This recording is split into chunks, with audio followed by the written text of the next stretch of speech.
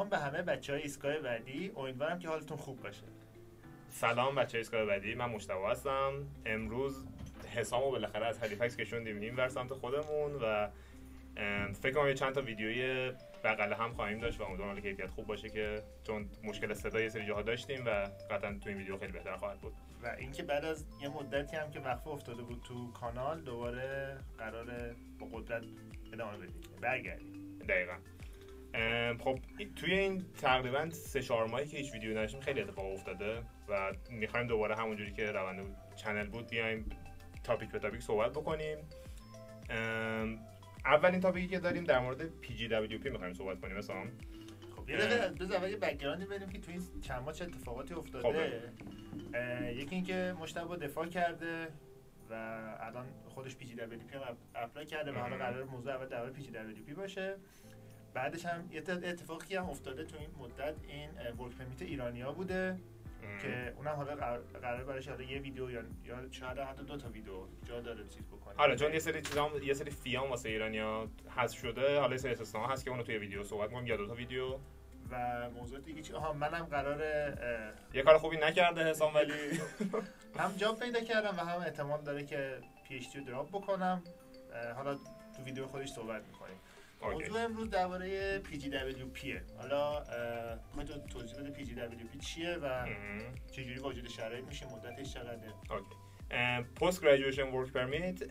فکر می‌کنم قدیم توی ورک پرمیت یه صحبت ریزی کردیم ولی خیلی دیتیل وار صحبت نکردیم.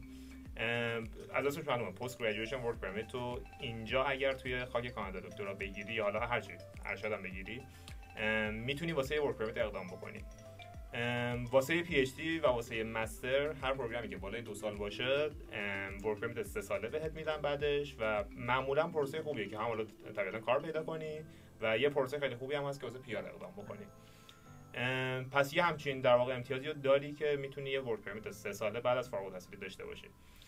یه سری داستانای حالا اینجا هستش که اینا رو یه چیزی فقط اضافه کنیم، اگه مدت دوره تحصیل کمتر از 2 سال باشه به همون اندازه دوران تحصیل، مثلا اگه یه پروگرام 16 ماه باشه اون PGWP میشه 16 ماه. آره دقیقاً. خب حالا چجوری واسه این قضیه اقدام بکنیم؟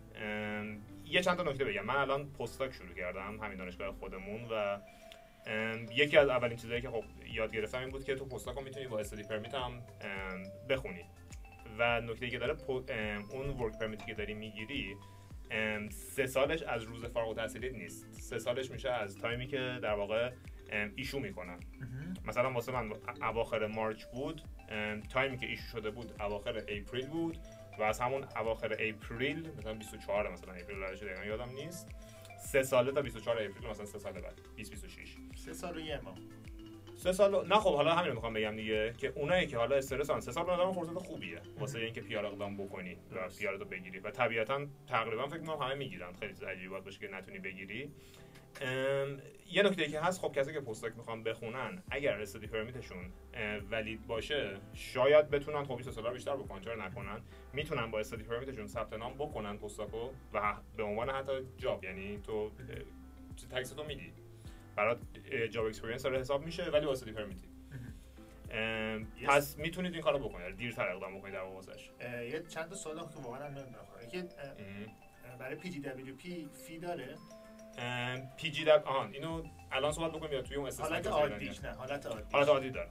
چقدر؟ فکر میکنم $150 اگر اشتباه نکنم، یه چیز 100 خورده دلاره که خب اینم دوباره استثنایی که از تا فوریه تا آخر فوریه 2024 واسه ایرانی‌ها هست.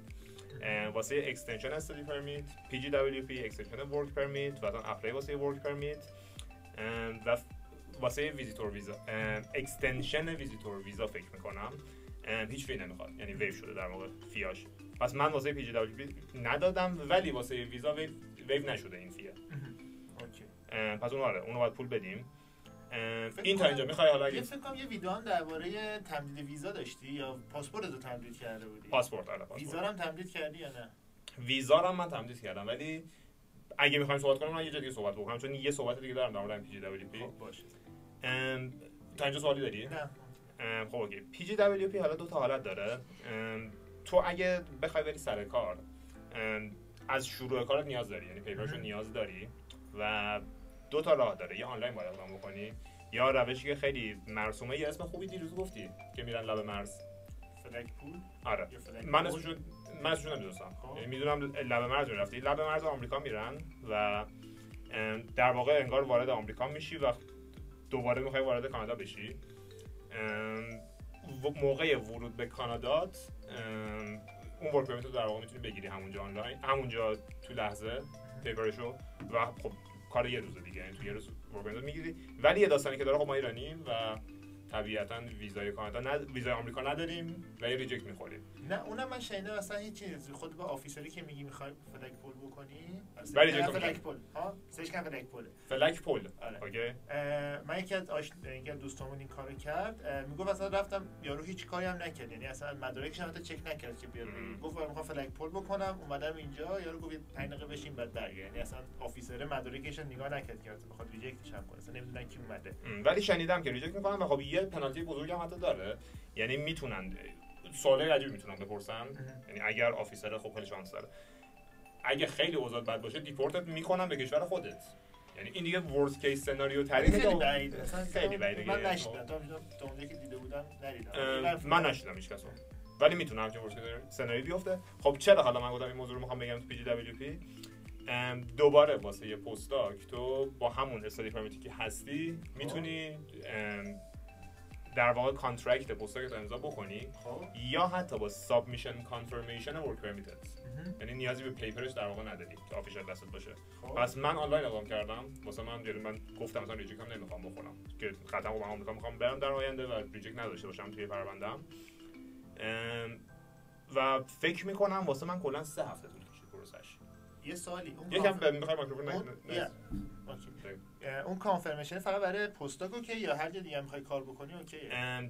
واسه استادی پرمیت اکستنشن صحبت کرده بودیم. دانشگاه تو سابمیشن کانفرمیشن استادی پرمیت اکستنشن تو براشون بفرستی اوکی براشون. خب نه برای پی جی دبلیو واسه کار نیست، واسه کار پیپر میخوان. سر همین معمولا کسایی که کار پیدا میکنن و سریع میخوان بعد دکترشون برن تو حال دکتری مسائل هرچی برن کار بکنن، اونا ترجیحشون اینه که برن برای مرز بگیرن. و تایمش هم الان خوب شده، یعنی من شنیده بودم این داستان بعد از 2-3 ماه طول میکشه که خب الان حالا من اگه کسی الان تو این پروسه هست یا کلا اگرم در آینده میخواید بکنید، اون تایم رو در پروسسینگ تایمش رو برید ببینید. حداقل الان واسه ایرانی‌ها اوضاع از نظر یه سری ادمنستریشن کاریای کانادا وضع خیلی بد نیست. آره میدونم. خب به نظرم این واسه این ویدیو، اگه با سوالی داری بس پیدا بدید. نه دیگه چیزی تو ذهن من نیست. اوکی. و ویزا رو من بعد این صحبت میکنم که یه ویدیو دیگه. باشه. همگی روز و عصر خوبی داشته باشید. فعلا